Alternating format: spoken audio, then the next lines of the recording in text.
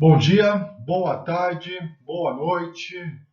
Meu nome é Rodrigo Duarte Soliani, sou um dos autores do artigo intitulado Saúde e Segurança do Trabalho no Setor de Transporte Rodoviário de Cargas Brasileiro, uma revisão sistemática sobre a categoria dos motoristas autônomos. Este artigo foi escrito em parceria com o professor Luiz Bueno da Silva. Ele é professor do Departamento de Engenharia de Produção e Sistemas da Universidade Federal da Paraíba.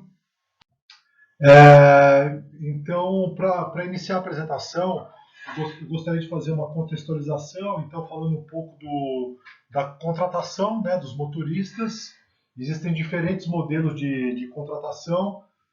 Temos basicamente duas categorias de motoristas: os motoristas empregados de transportadoras e os motoristas autônomos. A forma mais comum de contratação do motorista autônomo ocorre quando a transportadora subcontrata esse motorista. Como que isso ocorre? Uma determinada empresa precisa fazer a movimentação da sua mercadoria, para isso ela contrata uma transportadora para realizar o serviço de transporte.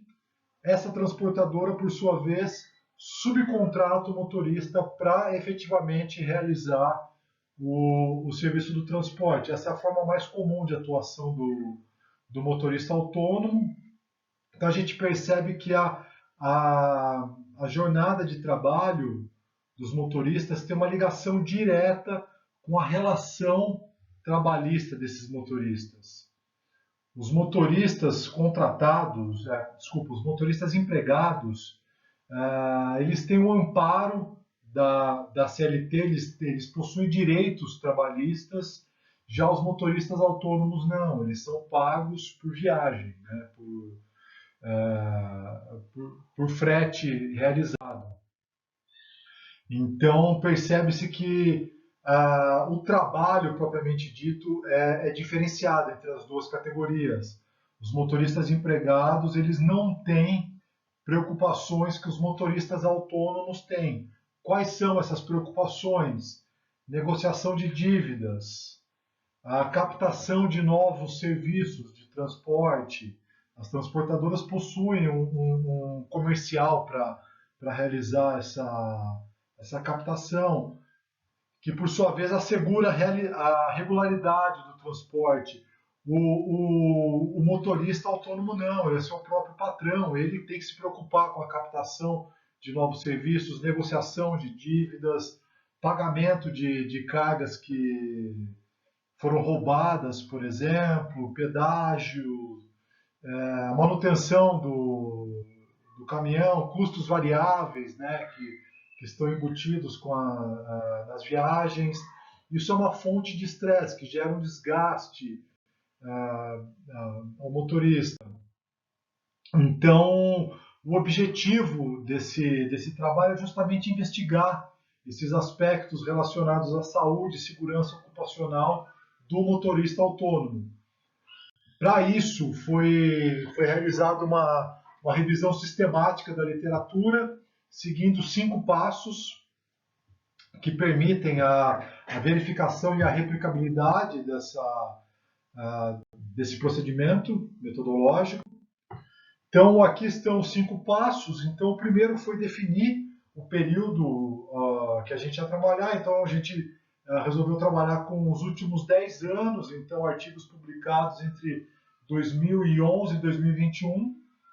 As bases de dados para realizar as pesquisas foram a Cielo, Scopus e Web of Science. Critérios de seleção dos trabalhos. Então, a gente criou palavras-chave para realizar essas buscas. Essas palavras-chave necessariamente precisavam aparecer no título, resumo ou em algum momento do texto do artigo. Foram selecionados somente trabalhos, publicações disponibilizadas em texto completo, então a gente teve acesso ao texto completo dos artigos que utilizamos.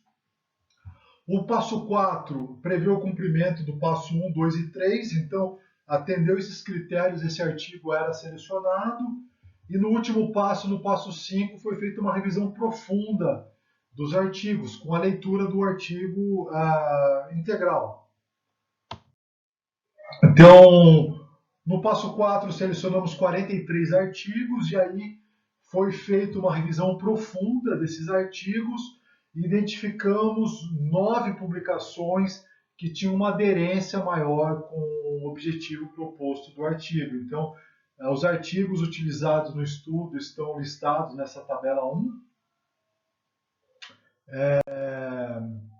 Como resultado, então, da revisão sistemática, foi identificado que os motoristas autônomos não recebem os mesmos benefícios que um trabalhador registrado, então não tem férias, 13º, entre outros benefícios.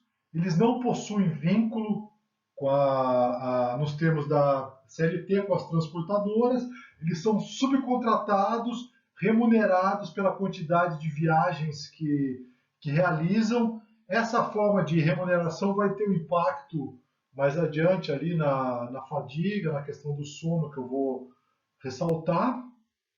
Tá? É importante reforçar esse ponto aqui da remuneração por viagem. As transportadoras, elas utilizam da subcontratação, a terceirização do serviço de transporte, porque com isso há uma redução nos custos operacionais. Eles não têm que arcar com manutenção de veículo, combustível, entre outros custos variáveis, que evoluem conforme aumenta-se a quilometragem percorrida.